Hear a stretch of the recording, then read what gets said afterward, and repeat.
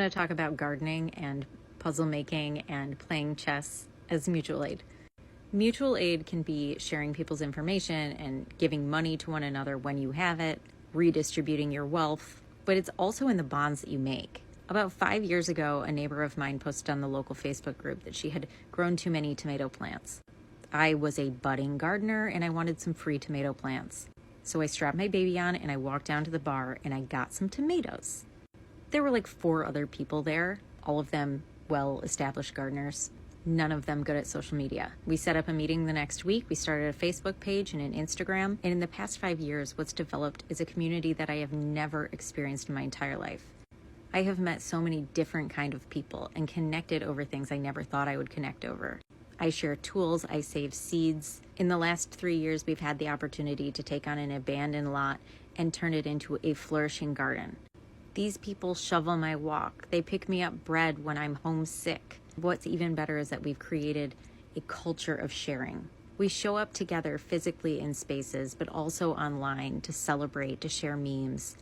And everybody brings their individual skills to the table.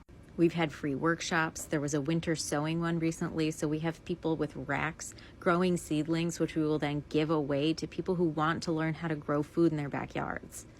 I had a neighbor do a tutorial on how to make sourdough bread in her backyard for me, one-on-one. And this is just one spoke of our mutual aid network in our neighborhood.